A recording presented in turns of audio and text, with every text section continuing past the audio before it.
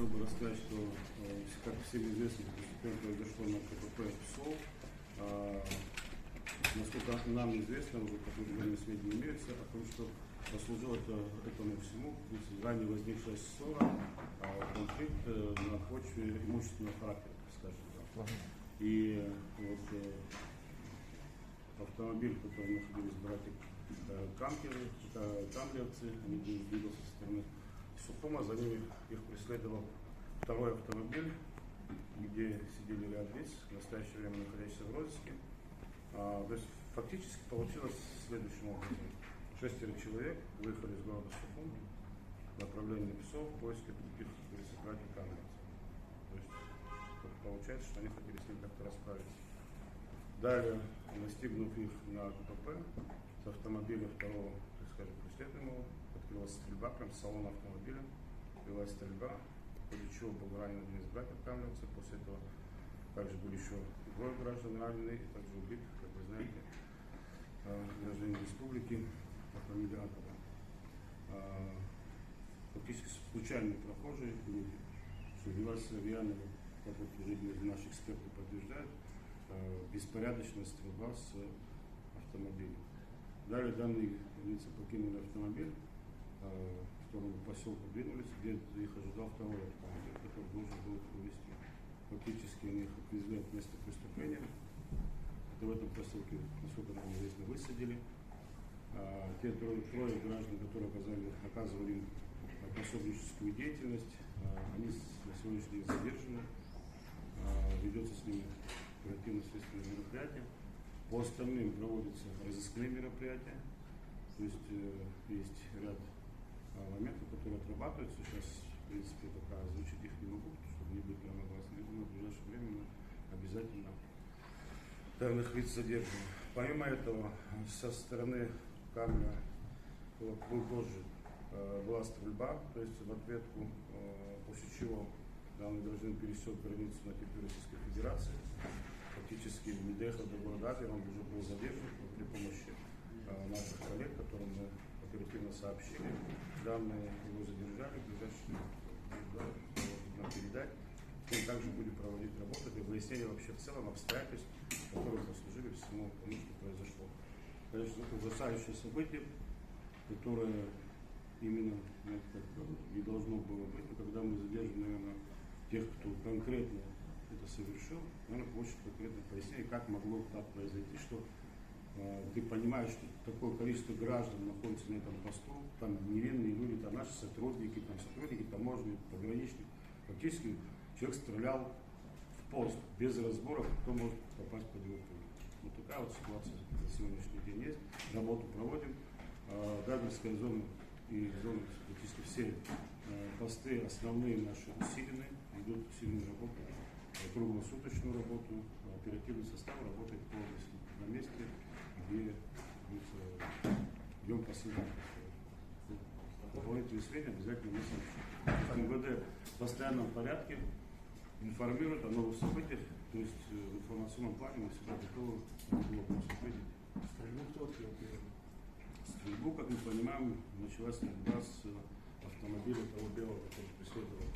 Но там пока до конца, честно говоря, непонятно, потому что второй тот, кто стрелял, он нами тоже еще не задержан. В этой суматохе тяжело понять. Он пока задержан в России, да? В России, да.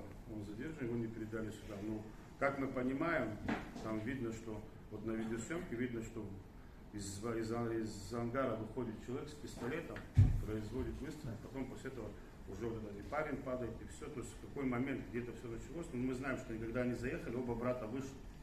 И они их увидели на этой машине, с этой машины начали в них стрелять. Пока не будет таких деталей, потому что очевидцев, скажу вам так, тех, кто могут ждать конкретные показания, очень мало.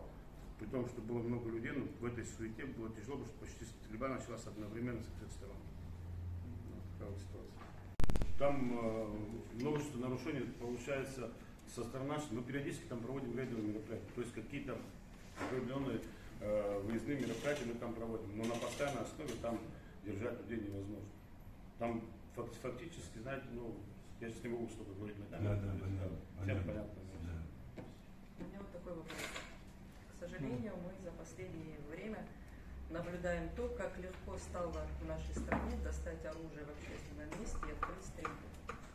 Были случаи на набережной, в черте города, и сейчас вопиющий случай на самом охраняемом режимном объекте на госгранице у нас открылась стрельба. Вопрос ко всем собравшимся. Что нам делать для того, чтобы наши граждане, наши сограждане понимали важность того, что они делают, и хотя бы чего-то боялись. То есть сегодня не страшно даже на границе достать оружие. Чем мы можем друг другу помочь? Прежде всего, мне кажется, мы должны помочь милиции. Один уточняющий Да. вопрос можно?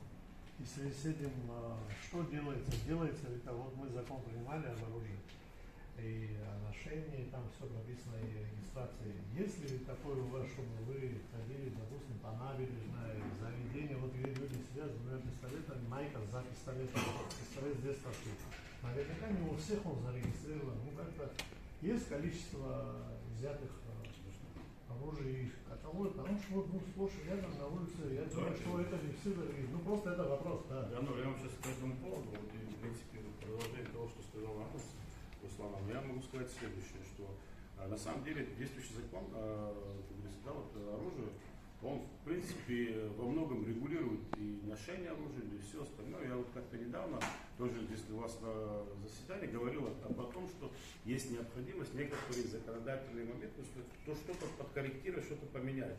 Сегодня фактически мы статистически, если взять в целом, то оружие, которое зарегистрировано, оно так беспорядочно не стреляет. Его в таком обороте нет.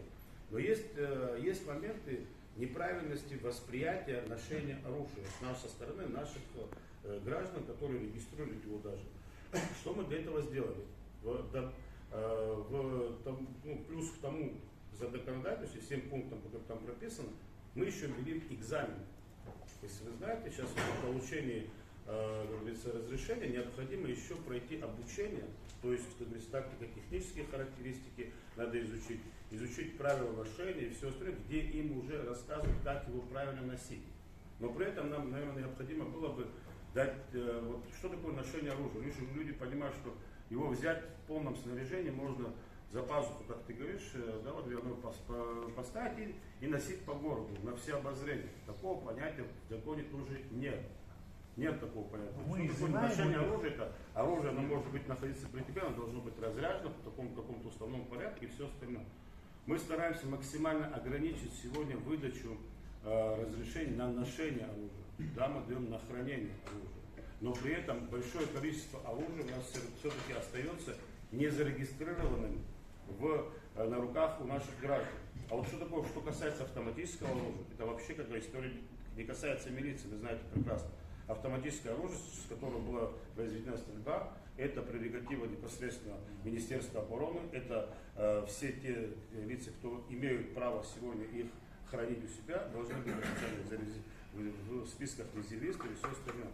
Мы постоянную работу МВД ведет, направленную на выявление лиц незаконно носящих оружие. То есть периодически мы это делаем, мы выявляем, изымаем. Скажем так, рейдовые мероприятия, мы в основном все рейдовые мероприятия, в том числе один из пунктов, как говорится, да, вот, задач, которые перед ними стоят, это выявление лиц незаконно носящих оружие и других запрещенных предметов. Эта работа постоянно ведется. Но все равно, как вот можно отметить, так что беспорядочно, как можно, но несколько много лет там назад люди могли носить оружие, сегодня чуть по-другому все-таки носить его. Потому что был этап, когда массово прям изъяли большое количество оружия, если вы помните, было массовое изъятие. После этого многим предложили его официально оформить. Многие даже вообще больше не обратились, они там лежат, так скажем, да, потому что знают, что они не могут на себя оформить согласно законодательству. То есть такие моменты, они у нас есть. И эта работа ведется, но скажу вам так, мы сейчас работаем, сейчас не буду вдаваться в конкретику, но мы работаем над отдельными пунктами ношения оружия.